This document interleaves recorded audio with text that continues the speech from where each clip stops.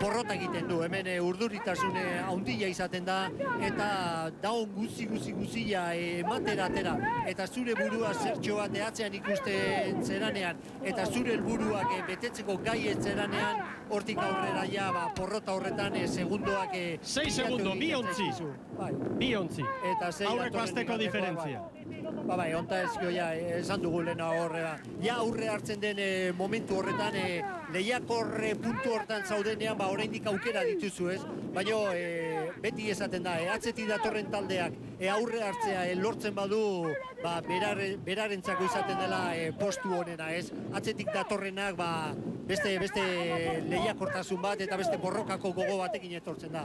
Eta alderantziz aurretik ibili denak, eta gero ikusi harrapatu egiten dizutela horre aldeak bestaldea itzultzea oso zaila izaten da, eta hori gertatzen ari zaio Astillero hori ez. 5 segundo Castro eta Astilleroren artean, 27 Orio, 32 Pedreña, eta hortxe ikusten du, monitore baten bidez estropada jarraitzen Agustin Anglada Castrokoen presidentea.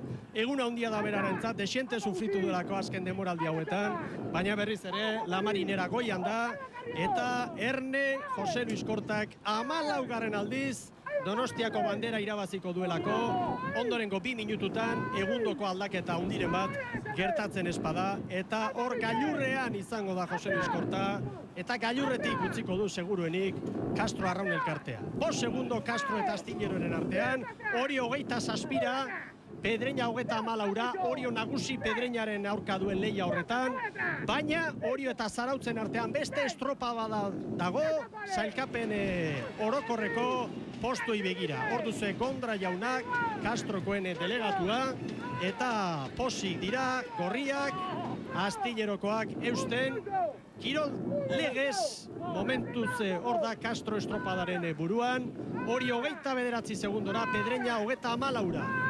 Eta baserri, ikusiko dugu ze gertatzen den Castro, 320 metro falta ditu, 18. minutuan sartu gara, Castroren jarraitzaileak hasi dira festa ospatzen, bandera Castrorentzat izango da, Castroren 3. bandera, historia. Hemen ja ikusten dugu gure aurrean daude gu kokatu dauden ontan ontzi baten aldea, eta ja zaintza lana besterik ez du egin behar Castrok, badaki datorren igande, joan den igandetik 2 ontzin aldea zeukala, gaur beste bat ere badauka, eta orain gozatzen, ez, bi taldeak bat bestean neiko hurbil, katamaran atartean, arazorik izan ez dezan, baina oso kontentu denak. Bukatzen ari dira, 18, 40, marka 19-0 bederatzi da, 2 egunetako denbora Castrorentzat izango da, eta hemen da Castroko presidente Anglada jauna, posez, erlojuari begira, ikusi, beso altxatzen ikusi dugu arraunlariren bat, marka bilari dira, hortxe, 19-0-0, marka berria. Hortxe da orain, 2 segundora Astillero bigarren, Agustín Anglada, enhorabuena. Es un récord histórico para vosotros después de mucho sufrimiento, ¿verdad? Sí, muchas gracias. La verdad es que hoy sabíamos que íbamos a andar ahí, el bote tenía mucha confianza. Hemos hecho lo más difícil, que era aguantar, y luego estábamos convencidos que íbamos a estar adelante. 19-0-0 es una barbaridad.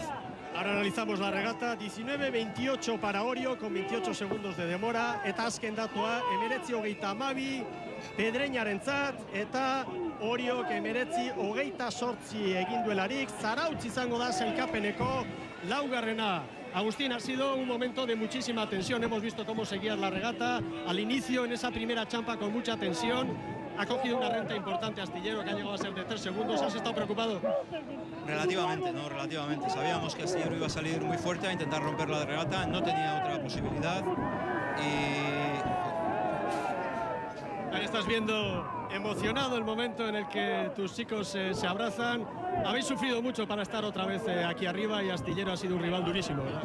Lo hemos pasado mal, sí, pero bueno, teníamos que venir a jugar la regata, olvidarnos de todo, ha sido muy complicado, lo hemos pasado muy mal y bueno, al final estamos aquí. Yo a los chicos les he dicho esta mañana y a José Luis que estaba convencido que íbamos a batir el récord y a llevarnos la bandera. Lo hemos hecho y creo que con autoridad. Pasáis a la historia, es el nuevo récord de toda la historia de 111 años de historia en una jornada, récord a 2 jornadas, es vuestra tercera bandera y corrígeme si me equivoco, termina un ciclo histórico con José Luis Corta en Castro. Hablaremos de esto, hablaremos la semana que viene.